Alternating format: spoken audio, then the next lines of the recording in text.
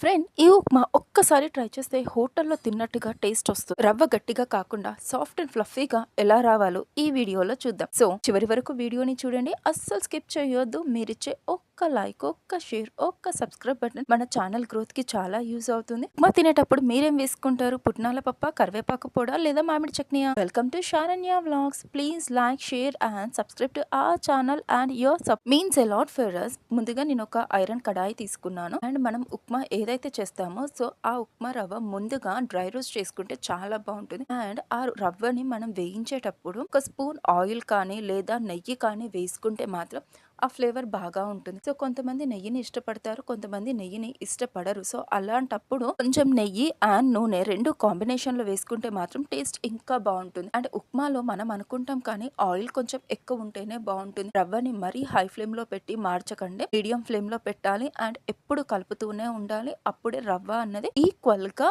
Dry roast అవుతుంది. And మనం ఇంతకు ముందే మనం కిచెన్ ఐటమ్స్ అన్నిటినీ కూడా డ్రై రోస్ట్ చేసుకున్నాం, అది 50% చేసుకున్నాం. అండ్ ఇప్పుడు మనం కుక్ చేసుకుంటున్నాం కాబట్టి ఈ కుక్ చేసుకున్న టైంలో మళ్ళీ ఒకసారి మన టేస్ట్ కి తగ్గట్టుగా గీ ఆర్ ఆయిల్ వేసి డ్రై రోస్ట్ చేసుకుంటే చాలా బాగుంటుంది. అండ్ ఉప్మా కూడా పొడి పొడిగా ఫ్లఫీగా ఉంటుంది.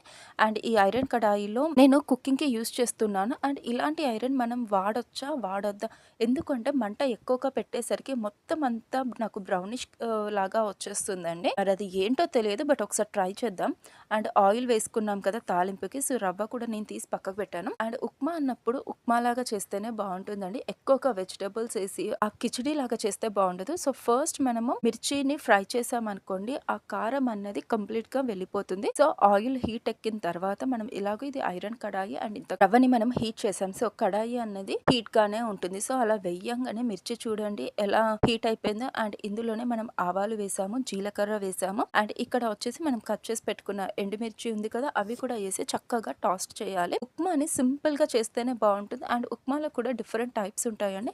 కొంతమందికి పొడి పొడి అంటే ఉప్మా ఇష్టం, కొంతమందికి జారుడుగా ఉప్మా అంటే ఇష్టం, కొంతమందికి మీడియం కన్సిస్టెన్సీ లాగా ఉంటే నచ్చుతుంది. అందులో మీకు ఏ విధంగా నచ్చుతుంది? సో నేను ఆనియన్స్ కూడా వేసాను. అండ్ ఉప్మాలో ఆనియన్స్ ఎక్కువగా ఉంటేనే బాగుంటుంది.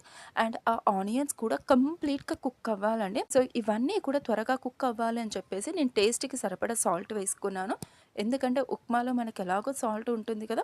అండ్ మీకు ఇక్కడ ఇంకొక మాట చెప్పాలా అండి, ఉప్మా టేస్ట్గా రావాలి అంటే సాల్ట్ అండ్ మిర్చి అన్నది సూపర్గా ఉండాలి. అంటే ఇవి రెండు ఈక్వల్ క్వాంటిటీలో ఉంటేనే ఆ ఫ్లేవర్ టేస్ట్ అన్నది మనకి నచ్చుతుంది. సప్పగా ఉన్నా లేకపోతే కారం తక్కువ ఉన్నా అస్సలు నచ్చదు. మనం ఏదో పచ్చడేసి మేనేజ్ చేద్దాము అనుకున్నా కూడా ఆ ఫ్లేవర్ మాత్రం అస్సలు బాగుండదు. సో ఇక్కడ నేను ఏంటి అంటే లైట్ గా క్యారెట్ వేసానండి, క్యారెట్ కూడా వేయొద్దు, కాకపోతే లైట్ గా క్యారెట్ వేసాను ఎందుకంటే ఇది హాట్ సబ్స్టెన్స్ కాబట్టి ఇది కొంచెం వేగడానికి టైం పడుతుంది, అందుకని క్యారెట్ వేసాను. చూడండి చక్కగా కుక్ అయిపోయింది.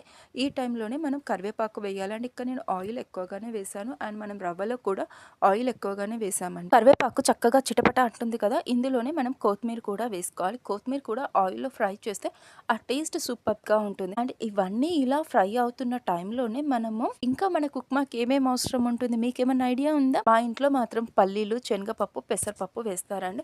చాలా మంది పెసరపప్పు వేయరు, శనగపప్పు, పల్లీలు మాత్రం దట్టిగా వేస్తారు. అండ్ ఇందులో కాజు కూడా వేస్తారు. కానీ మీరు ఒక్కసారి పెసరపప్పు వేయండి, పెసరపప్పు మాత్రం చాలా బాగుంటుంది. అఫ్ కోర్స్ నాకెందుకో నచ్చుతుందండి, తాలింపులో పెసరపప్పు వేస్తే ఆ ఫ్లేవర్ అనేది లైక్ చట్నీలలో కానీ ఉప్మాలలో కానీ ఈవెన్ చట్నీలలో కూడా మనం మినపప్పు వేస్తాం కదా, అట్ ద సేమ్ టైం మనం పెసరపప్పు కూడా వేసాం అనుకోండి, చిన్న చిన్నగా క్రంచి చాలా బాగుంటుంది. ఇష్టపడే వాళ్ళు ఒక్కసారి ట్రై చేయండి, టేస్ట్ మాత్రం సూపర్ గా ఉంటుంది. అండ్ ఇక్కడ చూడండి ఆయిల్లో మనం వేసే పప్పు దినుసులు అన్ని కూడా ఎంత బాగా ఫ్రై అయ్యాయి అన్నవి. వీడియోని చాలా మంది చూస్తున్నారు, ప్లీజ్ సబ్స్క్రైబ్ చేసి చూడండి, మనకి సబ్స్క్రైబర్స్ కౌంట్ అన్నది పెరుగుతుంది. అండ్ మీరు సబ్స్క్రైబ్ చేసి చూడడం వల్ల మన వీడియోస్ ది నోటిఫికేషన్ వస్తుంది. ఇక్కడ మనకి తాలింపు చక్కగా కుక్ అయింది కదా, సో తాలింపు సూపర్ స్మెల్లీగా రావాలి అంటే ఏం చేయాలి, లైట్ గా హింగువా వేయాలి. హింగువా వేసి కూడా నేను చక్కగా కలిపాను. మీరిచ్చే ఒక్క లైక్, ఒక్క షేర్, ఒక్క సబ్స్క్రైబ్ బటన్ మన ఛానల్ గ్రోత్ కి యూజ్ అవుతుంది. అండ్ సబ్స్క్రైబర్ కౌంట్స్ పెరుగుతుంది, మనకి వ్యూస్ పెరుగుతాయి, వాచ్ టైం డ్యూరేషన్ కూడా పెరుగుతుంది. వస్తుంది. అండ్ చాలా మంది వాళ్ళు మన ఛానల్ ని చూసి అట్రాక్ట్ అవుతారు. వ్యూవర్స్ పెరిగితే. అండ్ ఇక్కడ టమాటోస్ కట్ చేసి పెట్టుకున్న టమాటోస్ కూడా వేసాను. మీరు ఉప్మాలో ఎంతమంది టమాటోస్ వేసుకుంటారో టమాటోస్ వేసుకోండి. ఉప్మా టేస్ట్ మాత్రం సూపర్ గా ఉంటుంది. కాకపోతే ఎక్కువగా టమాటోస్ వేసుకోకండి. కొద్దిగా మాత్రమే టమాటోస్ వేసుకోండి. అండ్ లైట్ గా కలరింగ్ కోసం అని చెప్పి జస్ట్ చిటికడు పించ్ ఆఫ్ పసుపు వేయాలండి.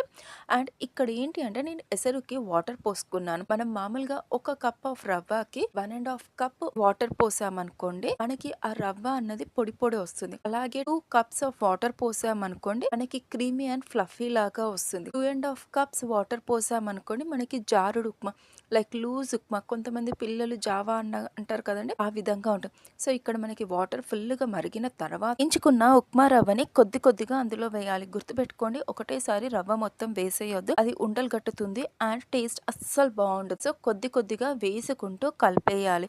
అప్పుడే ఆ రవ్వ అన్నది ప్రతి వాటర్ లోకి వెళ్ళిపోతుంది. అండ్ ఇక్కడ చూడండి, మనకు ఉప్మా టేస్ట్ రావాలి అంటే సాల్ట్ అండ్ మిర్చి అన్నది ఈక్వల్ క్వాంటిటీలో ఉండాలి. ఒక 2 మినిట్స్ మనం స్టవ్ ఆఫ్ చేసి పెట్టామనుకోండి, చూడండి ఎంత క్రీమీ టెక్స్చర్ ఉందో. చివరి వరకు నా వీడియోని చూసినందుకు చాలా థ్యాంక్స్. ప్లీజ్ అండి, ఒక్క లైక్, షేర్, సబ్స్క్రైబ్ బటన్ చేసి మన ఛానల్ ని సపోర్ట్ చేయండి. అండ్ మీరిచ్చే ఒక్క సపోర్ట్ మన ఛానల్ గ్రోత్ కి చాలా యూజ్ అవుతుంది. అలా వెళ్తూ వెళ్తూ సబ్స్క్రైబ్ ప్లీజ్.